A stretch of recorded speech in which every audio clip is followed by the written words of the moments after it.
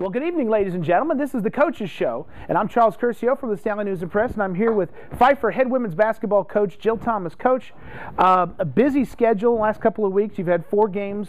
Let's just get right into it, and let's talk about the first game that you guys had was against Johnson C. Smith. Really close game at the end.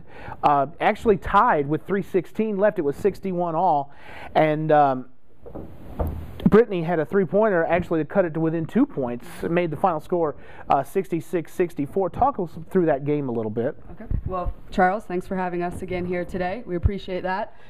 Johnson C. Smith was a great game. I was extremely proud after that game. Of course, you never want a loss on your record, but when you can compete to a team that is the top team in the CIAA every year, you're pleased with that effort.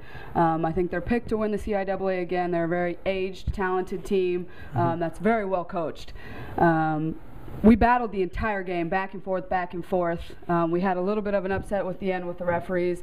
Should have had 9.3 on the clock. We ended up only getting 4 seconds. Got the look we wanted. We executed a play, which we haven't done that very well in the past. So there's a lot of things to build on from that game. The stats were good. We followed the scout to a T. Rebounding, we were right there with them. And like you said, Brittany had a big game for us there. Out-rebounded them actually 38-32 from what I see here. And Brittany 16 points, Dominique 13. Devonna 12. Dominique took that shot at the end, of course, and just missed. But just to be able to have that opportunity and to have it that close, to dominate the boards, the shooting percentages fairly similar. You shot 37. J.C. Smith shot 43.5. So still a very even game any way you look at it. Absolutely. Again, very pleased. I think the girls are sometimes shocked when you walk into the locker room that happy after a loss. It really did. A lot of times you can't blame losses on officiating. That was a game that went basket for basket, and it was very unequal as far as it was called. And it just came down to a tough situation there at the end. And, we take that one and we learn from it. And we're happy with it, and we build and move on. One of 2 games this year, those close ones are getting... One of these days we're going to get one of those. One of these days you're going to win one, exactly. The next night you played Livingstone. It was 73-58, but the score doesn't really do it justice. You guys were up big in the first quarter. Celeste hit a 3 with 6.5 minutes left, and it was 29-18. So you guys had a sizable lead. Talk us through that game a little bit. Yeah, that one's tough. It's very frustrating. It's still kind of hard to talk about. I'm not sure what happened, to be honest with you. We talked a little bit prior to the show here. We lack a little bit of consistency and leadership, and it kind of just all crumbled on us in one moment. It's always tough. Yes, we are a very young team, but it's tough to watch them compete so hard to such a great team the night before and then come out. And maybe it's because we just assumed we were going to win that game because we saw them play the day before and they didn't play very well. A lot of things could have been there, but we just didn't show up to play. And I credit Livingstone. They battled the entire game. Like you said, that we were up by how much, and Livingstone didn't stop. They hit some really tough shots, but they just kept battling it, and we didn't do that. And Livingstone won the battle on the boards 51-39, but Rashida Elborn, 29 points. She just must have been unstoppable. Yeah, and a lot of them came off of her rebounding. The number one thing on the scout was box out the backside. We didn't do that very well. We had to execute that.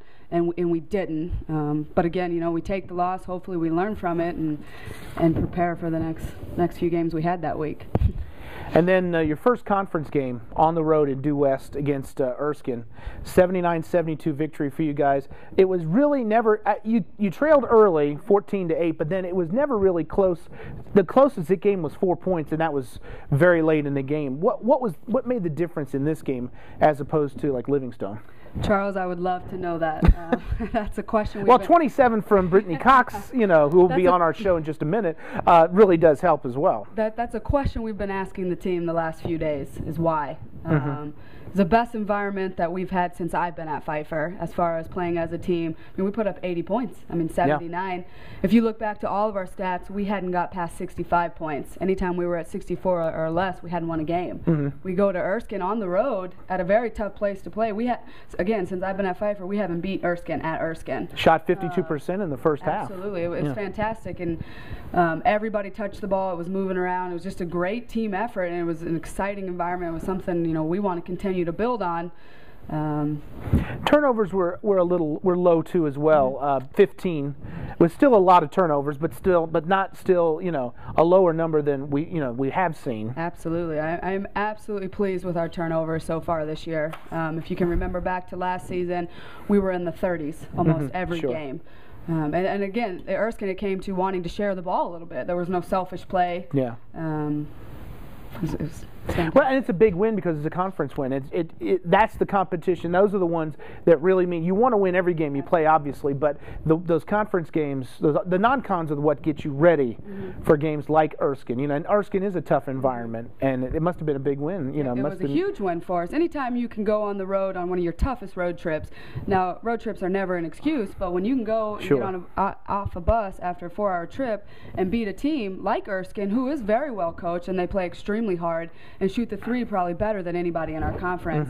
That was a great win. It was everything we needed to get going into our conference season. We're 1-0 in conference, and hopefully after tomorrow can be 2-0. And they still shot 50%, but they only had 6 of 12 attempts from behind the arc. You guys 10 of 24 from behind the three-pointer. Is the three-pointer the big weapon, do you think, or is it just one of them? It's one of them. When we're on, it's definitely dangerous because we have the ability. We have a couple drivers and we have some three-point shooters, so we're kind of equipped at every position. So when we're on, we're on. Our problem has been, with some of our losses, is when one thing isn't falling for us, we can't get the other one going. And of course, you played that game without Dominique China as well. Yes, we did. So that's another. She's such a great point guard. She's so strong. She's such a good driver. And not even having that, you still came up with a great win. That's a really strong win for you guys. It's a big one. And she came off the bench in the last game against Newberry. Newberry. It's tough to talk about the losses. It was 70-57, and I know that you're wanting more consistency offensively, defensively, across the board from your team. Talk us through the Newberry game. What could you see what did you see in that? I don't really know, to be honest with you, Charles. The team that was at Erskine was not the team that showed up on Saturday, so that was frustrating. We battled, though. We were down 2 in the second, going into halftime. And when we came out, you would have sworn we were down 30. Just the lack of communication again and leadership was tough, and it's so hard to see those things because you scratch your head going, we're so good, but then we're, sometimes we just take too many possessions off. But again, we're gonna chalk that up to being young, being a little bit inexperienced as far as leadership goes, and having the multiple coaches into this program and those things.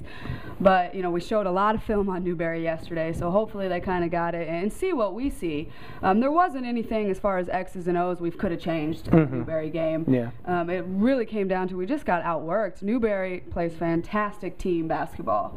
Again, they're also very well coached, and of course it helps when one of their players drops 32. Drops 32. Helen McKinney, absolutely. Just she was hitting a three-pointer. She was hitting from inside, and 5 of 6 from the free throw line as well. She was just, and even with her little release that we were talking about earlier, it's just different. You don't see side releases as much as you see the normal ones, and but she was hitting it with such consistency. And we talked about this at halftime. Oh well, she's hit a few shots. Keep playing. I felt like the more shots she kept hitting, the more we kind of were just mentally down on ourselves instead of just kept going possession for possession. She could have still had her 32, and we could have won that game. But just again late in the second half, we didn't rebound well. On offense, we kind of were waiting around for someone else to get it going instead of making it happen. 12 second half turnovers never helps as well. How do you work on something like turnovers? What do you do to work on that? There must be some, there must be skills and other different things that you do to kind of just work on those, fundamental, just taking care of the basketball. We try and do a lot of passing drills at practice. We probably need to do a little bit more with defense on us. We're going to start the turnover game where each team gets 5 balls at practice, and once you're through your 5 balls, you just continue to run. You hate to use running as a form of punishment, but sometimes, like last year, it has to be done. Yeah, last year, every turnover after 15, we would run a suicide for them. We haven't done that yet because I have been overly pleased with our ability to take care of the ball. Wow, and anyone that's ever run even one suicide in their entire life, and I've run a few myself, that'll get the message across, I guarantee you. Couple games coming up before the Christmas break. Obviously back to conference play with Lees McRae on the road. Another long road trip up to Banner Elk. What do you see the matchup between you guys and the Bobcats? It'll be a tough one. Lees McRae is definitely a team of their offense is kind of like Brevard from what we saw a few weeks ago, as far as there's no such thing really as a bad shot. They're always looking to create. Their scores, their mentality is to score, score, score, score. But, you know, all 5 of our positions I feel more comfortable with. I think we're better athletes. We should be able to get up and down the floor with them, you know, and we're going to tell the team today it's really not about the scout. It's about playing together and playing hard, and we should be able to get Lees McRae. But it is going to be a battle. It's their home game. They need a win really bad. And, of course, anytime it's a conference game, it's about who shows up. And, you know, we definitely need to be the team to show up tomorrow. We need to rebound hard, and we need to defend. Coach, tell us a little bit. You're playing Charleston Southern coming up, Division I school. What kind of things can you learn from playing a team of that caliber? I think the number one thing we can learn is our mental toughness. You know, we're going into that game expecting to win.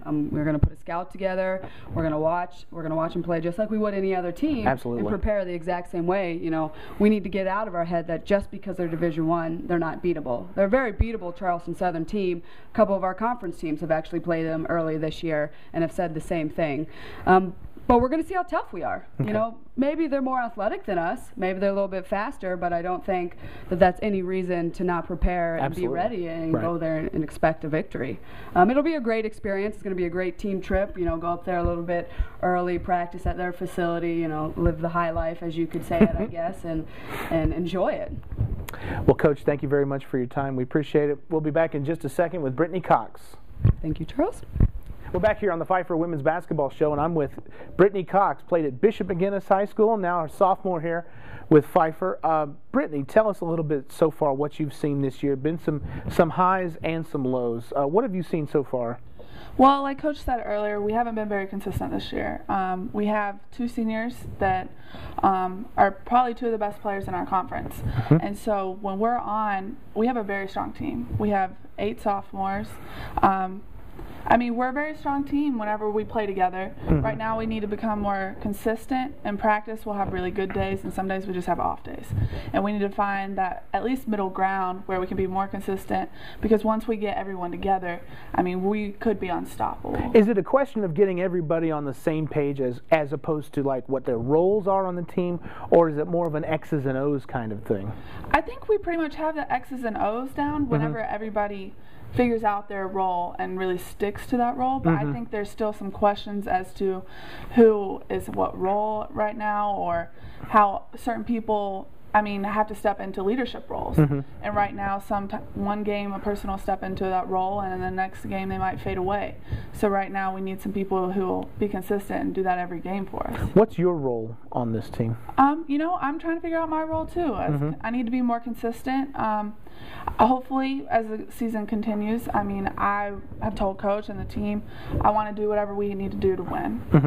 Right now, I need to get better rebounding. I'm not very consistent right now, and so I think as a leader I can't really consider myself that right now, because I mean, you have to step up every game, and that's what we need from everyone. Well, like the Erskine game, you know, big game for you, 27 points, 8 of 14 shooting, 6 of 9 from the three-point. But what impresses me about that is not just the 27 points, it's the 8 rebounds to go along with it. So what you're saying is interesting, that if you combine those two, you know, scoring is scoring and it's going to come and go, but you've got to give some of the little things like rebounding to make this team successful. Right, because, I mean, many of the teams we've played so far, when we get down in the game, it's because of rebounds. And so, in watching film, I'm not a very good rebounder.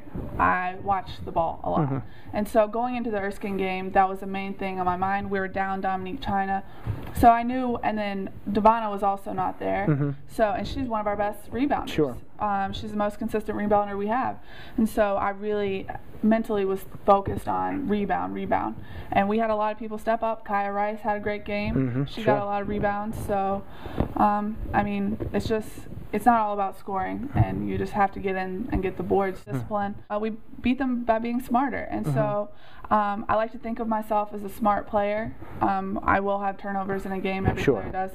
But I try to bring that to the team, and strategy. If I see something open in a game, I try to be a playmaker at times, just if I see openings. But I mean, that's really how we won games.